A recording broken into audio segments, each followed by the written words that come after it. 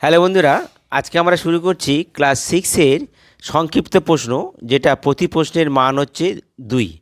আগের ভিডিও তোমরা পেয়েছো পার্ট 7-এ কিছু অংশ, এবার পার্ট 8-এ কিছু অংশ আমাদের ওই 2 নম্বর প্রশ্নের উত্তর তোমরা পাবে।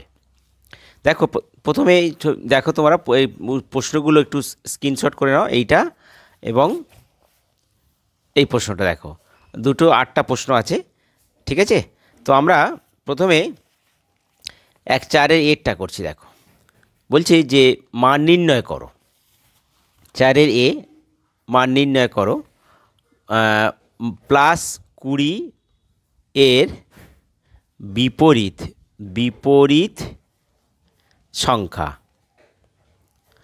আচ্ছা, বিয়োগ -7 এর বিপরীত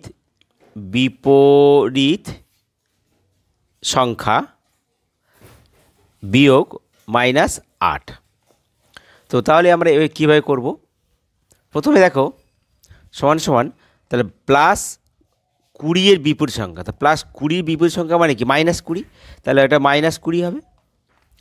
আর মাইনাস এখানে বলছে -7 এর বিপরীত সংখ্যা, তা এটা মানে বাইরে আছে, কিন্তু ভিতরটা -7 এর বিপরীত সংখ্যা, তার মানে মাইনাসের বিপরীত সংখ্যা কত হয়? +7 মাইনাস, আর এখানে -8 সমান সমান, তাই বাইরে কিছু মানে প্লাস আছে, প্লাস মাইনাসে -20, এই প্লাস আর এই মাইনাস গুণ করো, প্লাস মাইনাসে -7, মাইনাস আর মাইনাস গুণ করলে মাইনাসে +8।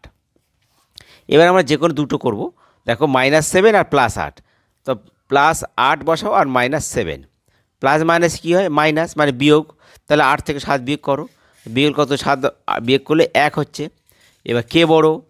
8 বড়, তার চিহ্ন প্লাস, তাহলে এখানে +1, তাহলে -20 আর এই দুটো থেকে বিয়োগ করে হলো +1।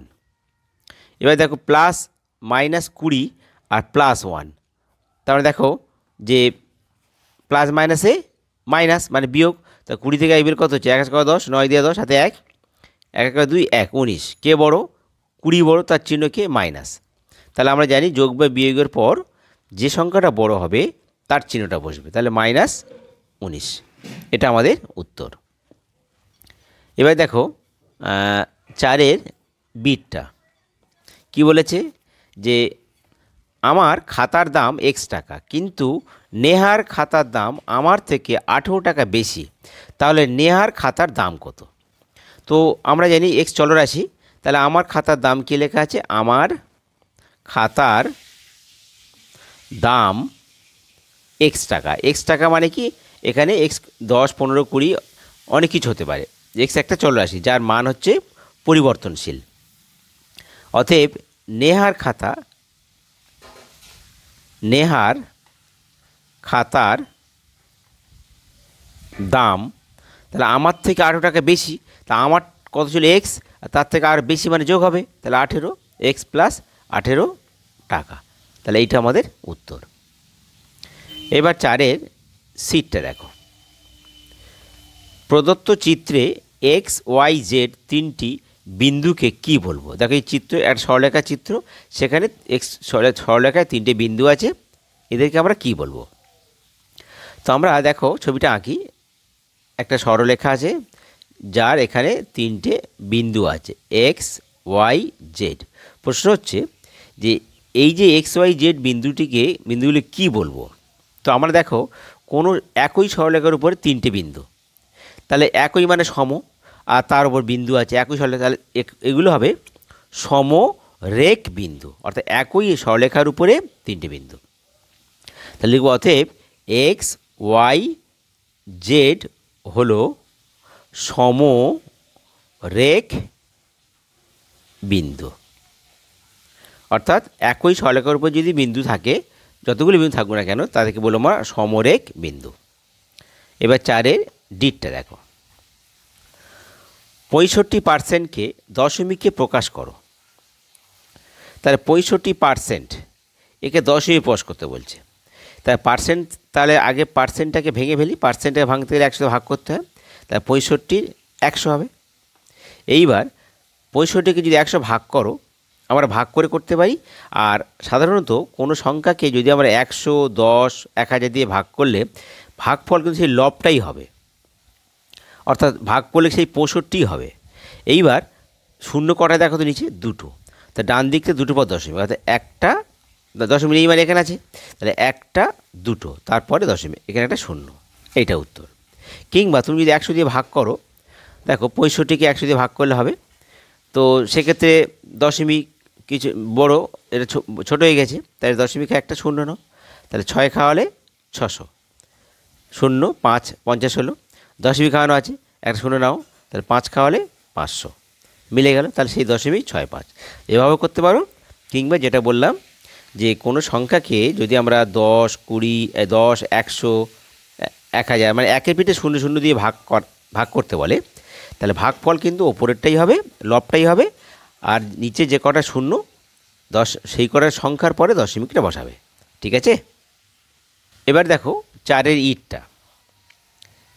একটি শহরে বর্তমান জনসংখ্যা 26,250 জন।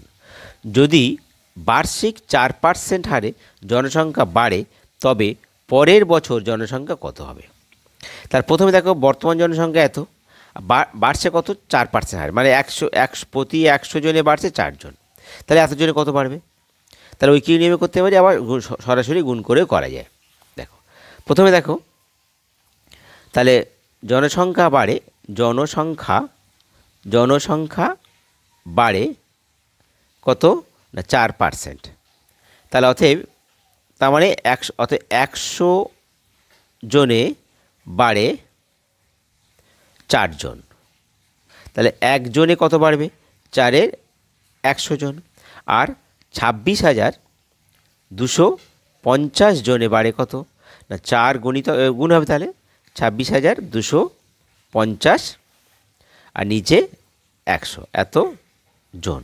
তো দেখো এখানে শূন্য শূন্য কেটে দাও, 5 দিয়ে কাটো, 5 দুগুণে 10 আর 5 পাঁচা 25, 26 1 12, 5 দুগুণে 10, 2 5 পাঁচা 25, 2 দিয়ে কাটো, 2 দুগুণে 4, তাহলে কত হলো? 2 গুণিতক 525 জন সমান সমান কত হবে?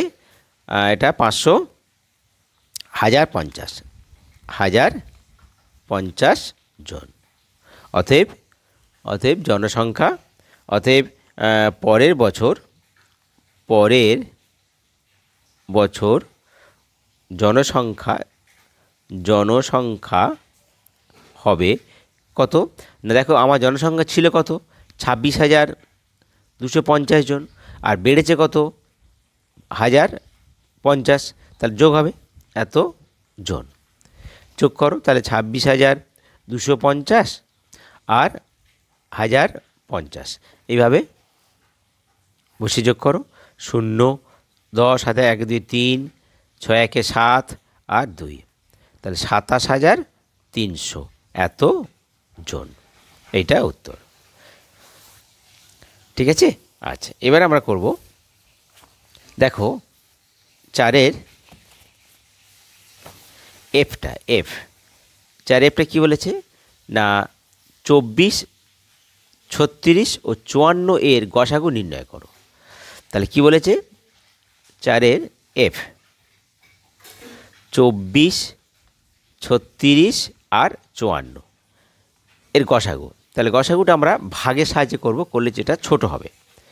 তার প্রথমে দেখো ছোটো 24 আছে, তাহলে 24 নেব আর 36 নাও, 24 একে 24 আর 24 দিয়ে 48 হয়ে যাচ্ছে, 4 কত 6, 2 দিয়ে 6 আর 2 কত 3 1 12, আবার ভাগের লাইন টানবো, এই 24টা এখানে চলে আসবে, 12 দুগুণে 24 মিলে গেল, তা হয়েছে কত 12, তাহলে এই 12 দিয়ে আবার এই 54কে ভাগ হবে, 6 বারং 72 হবে না, 5 বারং 60, 4 বারং 48, আর কত 14, 8 6 14 আর 9 10 11 12 13 14, হাতে 1 1 4 5 মিলে যাচ্ছে, আবার 6 ভাগের লাইন টানবো,